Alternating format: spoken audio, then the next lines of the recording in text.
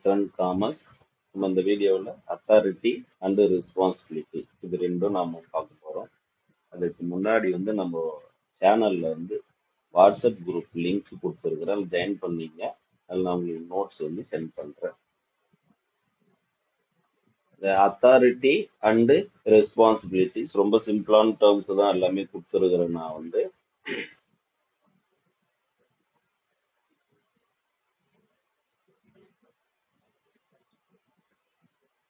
இதில் பார்த்தீங்கன்னா the authorities அப்படின்னு வரும்போது official rights of a persons.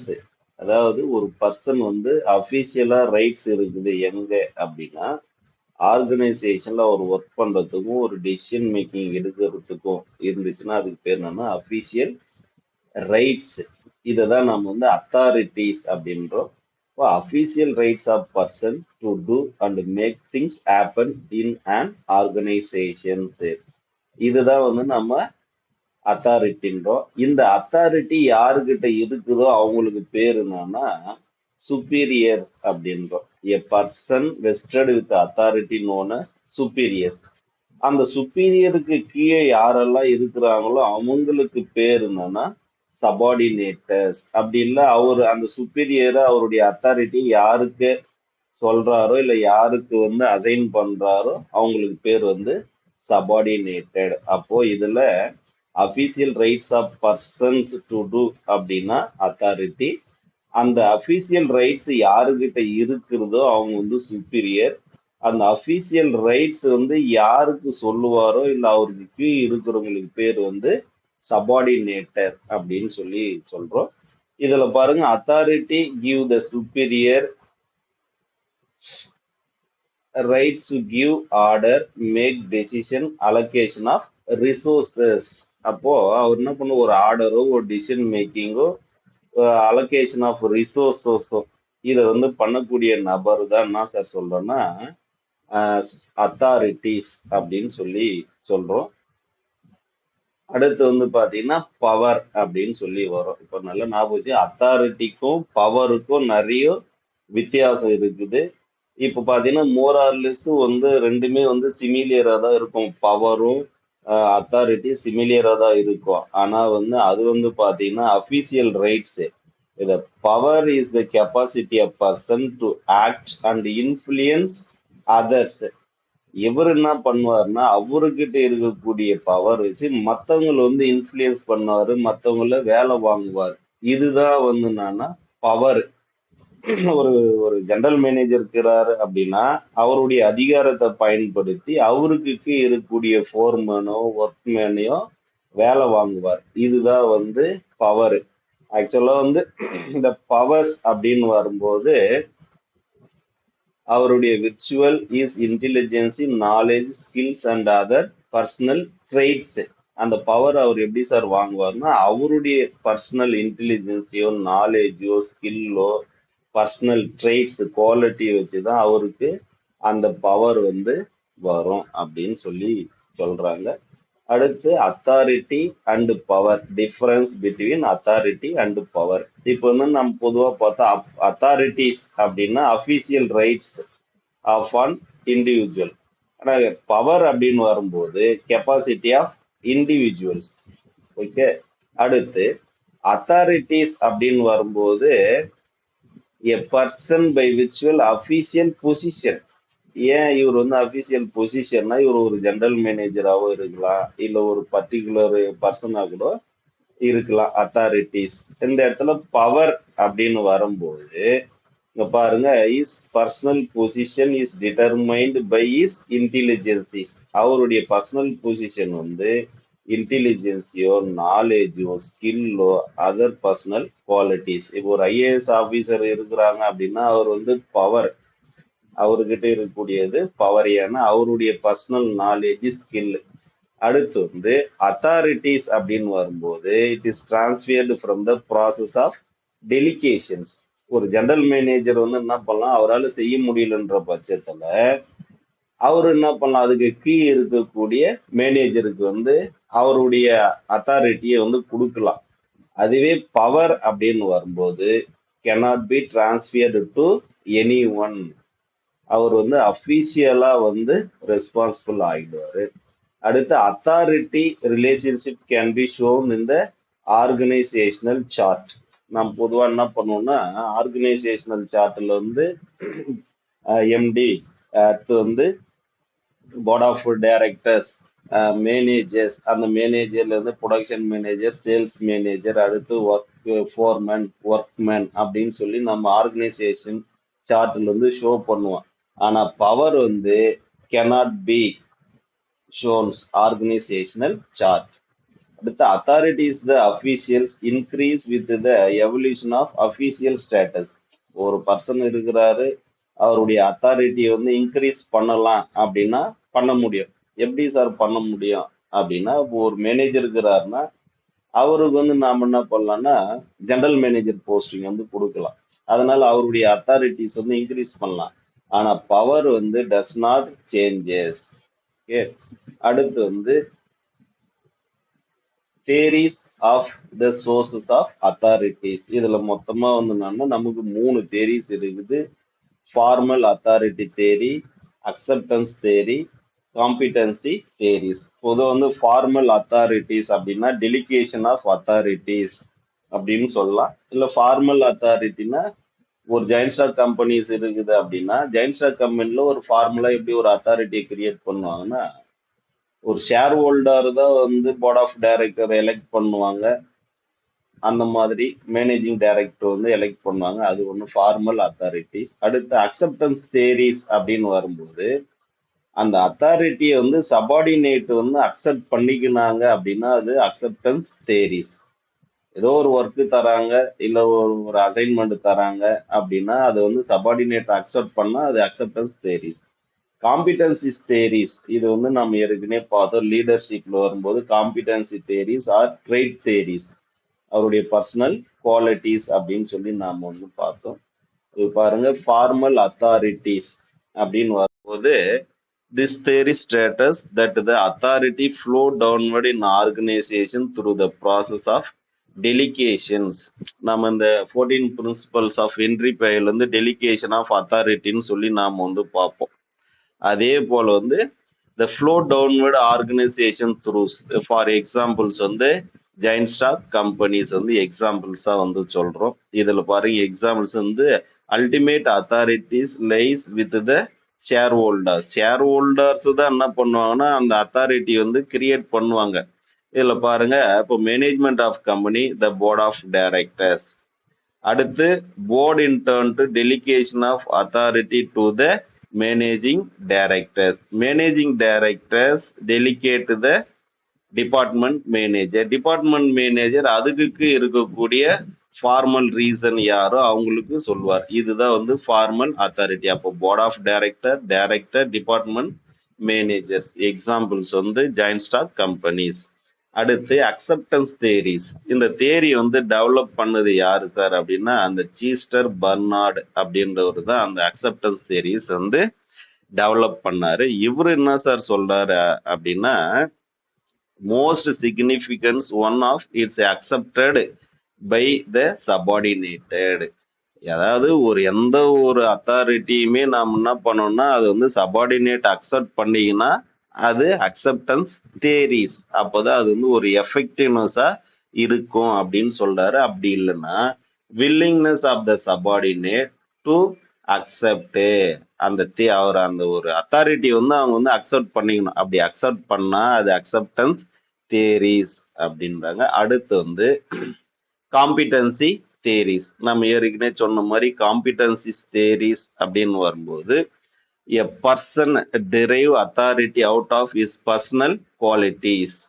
அதாவது வந்து பர்சனல் குவாலிட்டி தவிர்த்துட்டு அவர்கிட்ட எப்படி இருக்குது அது வந்து நம்ம காம்பிடன்சி தேரிஸ் அப்படின்னு சொல்லி சொல்றாங்க. இதெல்லாம் formal authorities acquire to the person which will of official position of in the organizations. அவர் வந்து அபிஷியல் பொசிஷனா அவருக்கு என்ன இருக்குதுன்னு வரும்போது the personal authority on the other hand derived by a person is experience, intelligence, technical knowledge, skill.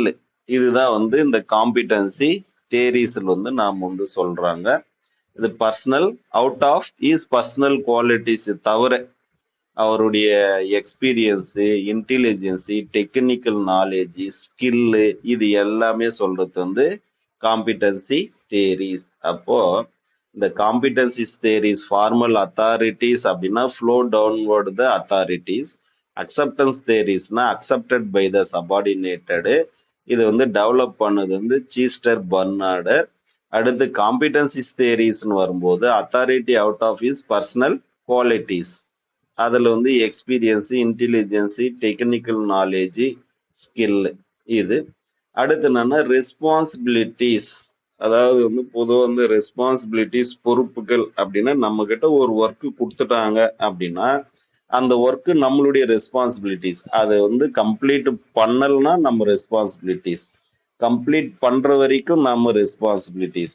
ஒரு superior ஒரு ஒர்க்கை assign பண்ணிட்டாருன்னா அந்த ஒர்க்குக்கு நாம தான் வந்து ரெஸ்பான்சிபிலிட்டிஸ். அதை தான் வந்து responsibilities is the duty or obligation of subordinate. ரொம்ப சிம்பிளா அவ்வளவுதான், இது தாண்டி வேற கிடையாது. To whom some work has been assigned by the superior.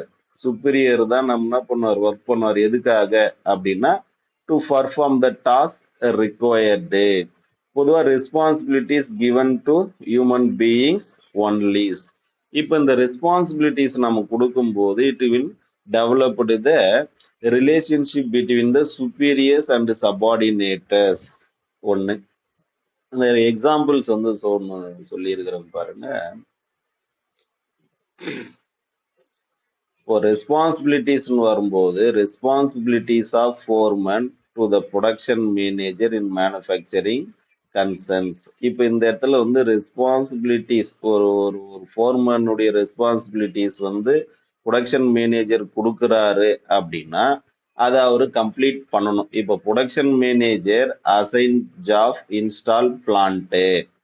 இப்போ என்னன்னா ப்ரொடக்ஷன் மேனேஜர் வந்து ஒரு ஒர்க்கை வந்து அசைன் பண்றாரு, அது ஏதோ பண்ணணும், இன்ஸ்டால் பண்ணணும்னு வரும்போது the responsibilities of the latter the foreman confirmed the work of alone. அவர் செய்து முடிக்கணும். இதுதான் வந்து ரெஸ்பான்சிபிலிட்டிஸ் ஒன்று. அடுத்து வந்து அக்கௌண்டபிலிட்டிஸ். ரெண்டுத்தும் கன்ஃபியூஸ் பண்ணாதீங்க. ரெஸ்பான்சிபிலிட்டிஸ்ன்றது வேற, அக்கௌண்டபிலிட்டின்றது வேற. அக்கௌண்டபிலிட்டிஸ் அப்படின்னா ஆன்சரபிலிட்டிஸ். ஆன்சரபிலிட்டிஸ் மீன்ஸ்னா நீங்க ஒரு ரெகுலர் இன்டர்வல்லையோ இல்லை ஒரு ஒர்க்கு கம்ப்ளீட் ஆகலை அப்படின்றது அவருக்கு நாம போய் ஆன்சர் சொல்லணும். அப்படின்னா ஒரு ஒர்க் பர்ஃபார்மன்ஸ் எப்படி இருக்குதுன்னு கேட்கும்போது நாம அவருக்கு வந்து ஆன்சர் பண்ணணும். அப்போ ரெஸ்பான்சிபிலிட்டிஸ் அப்படின்னா ஆப்ளிகேஷன்ஸ் ஆர் டியூட்டி. அக்கௌண்டபிலிட்டிஸ் அப்படின்னு வரும்போது ஆன்சரபிலிட்டிஸ், நாம தான் ஆன்சர் பண்ணணும். A subordinate to whom some responsibilities has been given by the superiors. ஏதோ ஒரு ரெஸ்பான்சிபிலிட்டி சுப்பீரியர் கொடுக்குறாங்கன்னா become answerable to the later performance of the work. அந்த அதுக்கடுத்த ஒர்க்கு கொடுத்ததுக்கு அப்புறமா அவர் ஆன்சர் பண்ணணும். லேட்டர், அதுதான் வந்து நாம் வந்து சொல்றோம் later to perform the work அப்படின்னு சொல்றாங்க. இன்கேஸ் அவர் வந்து ஒர்க்கு கம்ப்ளீட் பண்ணல அப்படின்ற பட்சத்துலயோ இல்ல ரிமைன் இன்கம்ப்ளீட்டட்னு வரும்போது இஸ் அன் ஆன்சரபிள். அதுதான் சொல்றாங்க. If he is not complete the work assigned, he must be offer a proper explanation for it. ஒரு ஒர்க்கு முடியுன்ற பட்சத்துல அவரு ஆன்சர் பண்ணணும். அதுதான் வந்து அக்கௌண்டபிலிட்டிஸ். அடுத்து டெலிகேஷன் ஆஃப் அத்தாரிட்டிஸ். நம்ம ஏற்கனவே இந்த 14 பிரின்சிபல்ஸ்ல பார்க்கும்போது டெலிகேஷன் ஆஃப் அத்தாரிட்டிஸ்ன்னு சொல்லி பார்த்தோம். அதாவது அவங்களுடைய பொறுப்புகளோ இல்லை அத்தாரிட்டியோ ரைட்ஸோ மற்றவங்களுக்கு பகிர்ந்தளிக்கிறது தான் வந்து இந்த டெலிகேஷன் ஆஃப் அத்தாரிட்டிஸ். ஏன் வந்து இவங்க வந்து பகிர்ந்தளிக்கிறாங்க அப்படின்னா எல்லா வேலையுமே அவங்களால செய்ய முடியாது. அதனாலதான் அவங்களுடைய அத்தாரிட்டியை வந்து பகிர்ந்தளிக்கிறாங்க. ஒரு எக்ஸாம்பிள்ஸ் சேல்ஸ்மேன் இருக்கிறாரு அப்படின்னா அவரு இப்போ தமிழ்நாடு ஃபுல்லா வந்து எவ்வளவு சேல்ஸ் ஆகுதுன்னு சொல்லி பார்க்க முடியாது. அதனால அவங்க என்ன பண்ணா அவங்களுடைய அத்தாரிட்டியை டெலிகேட் பண்ணிடுவாங்க. அதுதான் வந்து டெலிகேஷன் ஆஃப் அத்தாரிட்டிஸ் அப்படின்னு சொல்றாங்க. அவர் என்ன பண்ணாருன்னா ஒரு சுப்பீரியர் வந்து சபார்டினேட்டருக்கு வந்து நீங்க பர்ஃபார்ம் பண்ணுங்க, ஒர்க் பண்ணுங்க, நான் உங்களுக்கு வந்து அத்தாரிட்டிஸ் தரேன், நீங்க ஒர்க் பண்ணுங்கன்னு சொன்னா அதுக்கு பேர் டெலிகேஷன் ஆஃப் அத்தாரிட்டிஸ். அங்க பாருங்க, if any organization an individual alone cannot perform all the tasks, எல்லா ஒர்க்குமே அவரால் பர்ஃபார்ம் பண்ண முடியாது. he has therefore assigned to work different person who are engaged for the purpose. அதாவது அந்த ஒர்க்கில் யாரெல்லாம் இருக்கிறாங்களோ அவங்களுக்கு வந்து கொடுக்கறது தான் வந்து நாம டெலிகேஷன் ஆஃப் அத்தாரிட்டிஸ் அப்படின்றாங்க. அதில் தான் வந்து sales in different towns and village himself இது பார்த்துக்கலாம்.